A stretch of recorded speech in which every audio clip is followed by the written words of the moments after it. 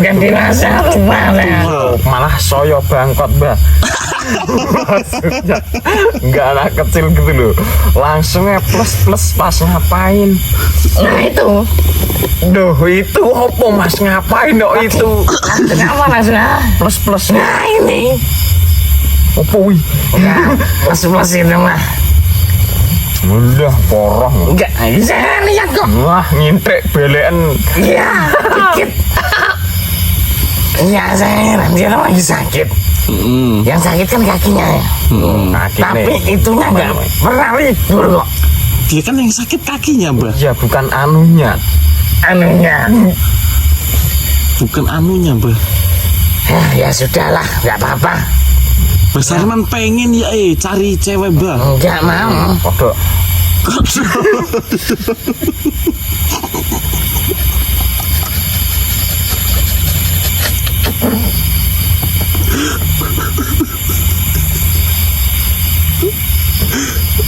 Masa mbahnya suruh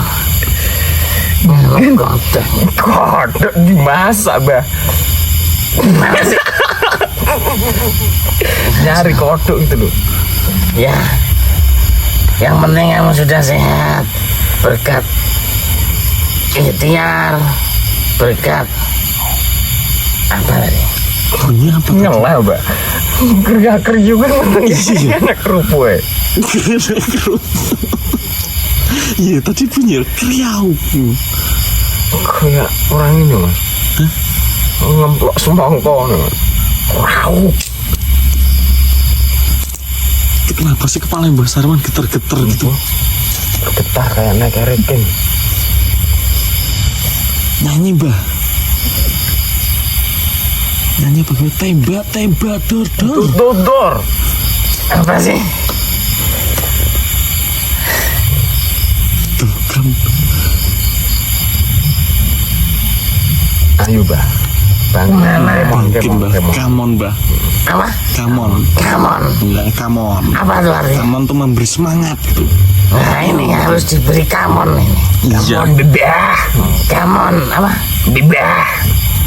Kamon bebah. Nah iya.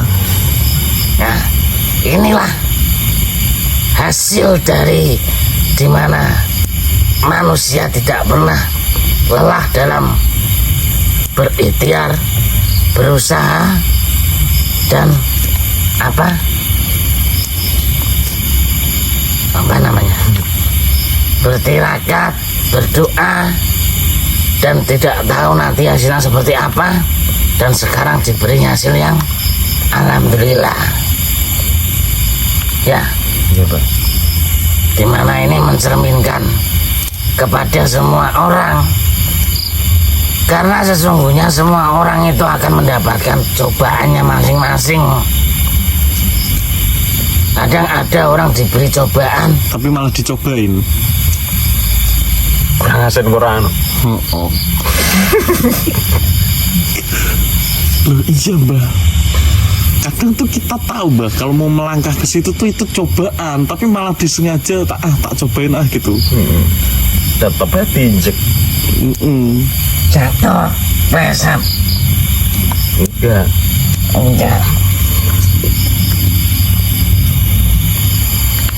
Gatel Mbah. Saya terima ngomong apa sih? Cobaan. Ya, kadang orang diberi cobaan itu sudah memberi kesimpulan bahwa Allah tidak sayang sama dia, Allah tidak adil sama dia, putus asa. Ya karena apa? Dia tidak kuat dalam imannya. Betul Mbah. Bahwa sebenarnya itu cobaan yang lebih berat daripada dia itu ada. Iya Mbah. Itu. Tapi sebenarnya tujuan Allah memberi cobaan itu apa mbak? Mengukur keimanan hambanya. Ya seperti itu tadi. Kamu tidak pernah mengeluh, kamu tidak pernah berpikiran berprasangka buruk kepada Allah. Kamu tetap berusaha berprasangka baik, semangat. Nah, inilah dimana salah satu orang atau manusia yang lulus dalam cobaan Allah. Nggak ada yang seperti tadi saya ceritakan. Mengeluh, menilai Allah tidak adil, menilai Allah jahat.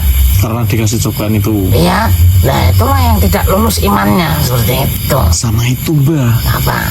Kalau manusia masih dikasih cobaan sama Allah, berarti tandanya itu Allah sayang. Masih sayang. Karena dengan diberinya sakit itu justru mengurangi dosa manusia itu. Nah, kadang sebuah cobaan itu tidak hanya dalam musibah, dalam keenakan pun itu juga sebenarnya termasuk dalam cobaan. Iya. Keenakan apa tuh? Seperti ini. Misalnya kamu diberi rezeki yang melimpah, sehingga kamu lupa diri. Kamu buat judi, kamu buat foya-foya, kamu buat apalah yang pokoknya yang bermaksiat seperti itu. Itu sebenarnya Allah pun sedang mencoba kamu, memberi cobaan, tapi dengan cara yang nikmat, sehingga hambanya melupakan bahwa siapa sejatinya dirinya, bukan apa-apa, bukan siapa-siapa, seperti itu. Tapi justru orang yang lulus itu adalah orang yang khawatir. Ya Allah, kok rezeki saya banyak sekali, apakah saya dapat menggunakan rezeki ini dengan baik? Apakah saya dapat menjalankan amanahmu? Seperti itu. Itu orang yang lulus dalam cobaan yang enak. Nah, kalau yang tadi kayak saya sebutin yang pertama itu nggak lulus. Nah, kadang cobaan itu bukan hanya semata-mata musibah, kesusahan, kesulitan, tidak. Bahkan yang keenakan itu ya sebenarnya termasuk dalam cobaan, tapi dengan cara yang berbeda. Tidak ada hadis yang meriwayatkan bahwa apa ya, lupa saya lah dulu, nanti kalau ingat saya lanjutin lah. Jenengan iki bahasa Riman. Nah, yang bilang saya gimana siapa? Maksudnya kalau lagi bahasa Riman kayak gini nggak usah hadis yang meriwayatkan gitu, Mbak. Iya. Kata-kata itu hanya pantas diucapkan sama Syekh Mujahidin, bukan bahasa Riman. Bukan bahasa Riman. Makanya kalau bahasa Riman kok hadis yang meriwayatkan lupa. Nah, itu kacau, Mbah. Kalau pas Syekh Mujahidin pasti lancar. Nggak bakal lupa, makanya saya disebut. Jangan sampai ini lupa membawa. Yuk bareng.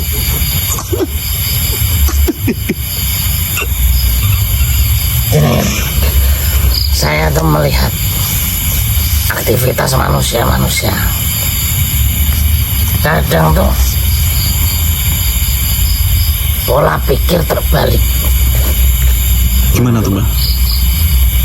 Ada satu kasus di mana orang sakit parah, butuh pengobatan, butuh penyembuhan yang melibatkan uang, sehingga orang tersebut tidak dapat melakukan pengobatan, tidak dapat melakukan hal-hal yang mungkin nanti akan menyembuhkan penyakitnya. Iya. Karena tidak bisa melakukan itu, karena tidak punya biaya, akhirnya meninggal dimakamkan. Orang-orang berbondong-bondong memberi sumbangan. Kenapa orang berbondong-bondong memberi sumbangan dan bantuan itu pada saat orang itu belum meninggal? Kenapa kok memberinya ketika sudah meninggal gitu, Man? Nah, coba dipikirkan. Iya sih, Bang. Iya tidak? Iya. Tapi kadang juga ada, Bisa loh, seperti mereka kan bisa loh. Setelah meninggal, mereka pada berbondong-bondong datang memberikan sumbangan, memberikan bantuan. Belasungkawa lah ya. Itu kita kesampingkan dulu. Kita lebih membicarakan orang-orang ini pada sebenarnya bisa datang membantu. Akan tetapi kenapa dilakukannya itu setelah gitu loh. Setelah semuanya itu sudah berlalu. Coba mereka datang itu pada saat orang yang sakit membutuhkan bantuan biaya ini, mereka itu datang dan akhirnya dapat melakukan pengobatan dan selamat, tidak meninggal. Kenapa itu, Pak? Nah, iya, saya sedang membicarakan ini karena saya bingung pola pikir manusia yang saat ini. Kok terbolak-balik seperti itu? Iya benar Bang. Kadang tuh memang uang bukan segalanya, tapi segalanya butuh uang ya Bang. Iya, benar. Sedangkan setelah meninggal nih, mayat yang tadi mati, yang sebelumnya sakit parah membutuhkan pengobatan dan biaya, ini mayat sudah dikubur. Orang-orang kan datang untuk apa? Memberi bantuan, lo udah mati. Berarti kalau ada orang meninggal mending nggak usah bantu. Ya tidak seperti itu.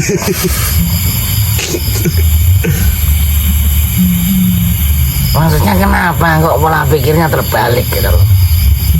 Bisa nggak ada manusia yang merubah pola pikir seperti ini dan mengajak orang-orang sekitarnya? Gitu. Siapa ya, Pak? Dan seperti ini, hampir, bukan hampir, ya hampir lah.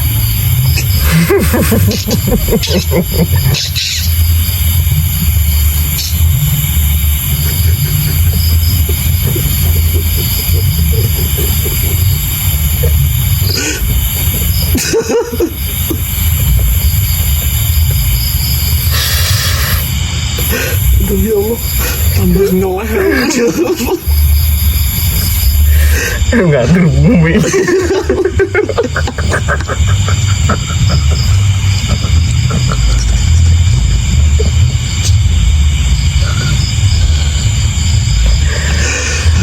Ayo udah, Pak. Hampir, ya enggak hampir sih. Jadinya hampir atau enggak Bang?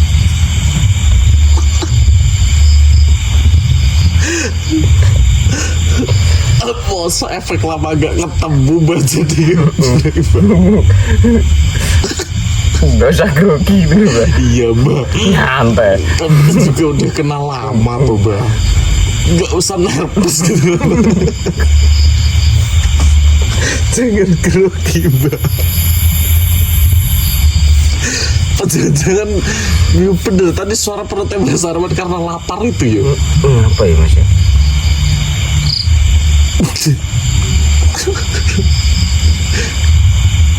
Hampir lah. Hampir semua manusia itu kan berdosa, walaupun sekecil apapun.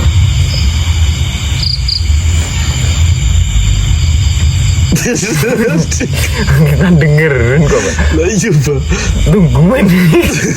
ditungguin Mbak. Oh, jangan apa lagi, kita sudah siap untuk menampung. Itu juga sebuah wejangan yang positif Mbak. Hampir semua manusia itu berdosa. Lalu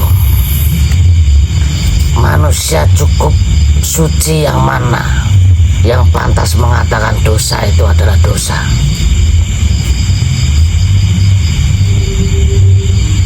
Iya, paham saya Mbak. Paham? Paham.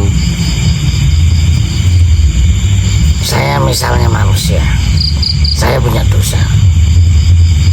Kamu sedang melakukan dosa, dan saya nunjuk-nunjuk kamu. Sebenarnya tidak pantas.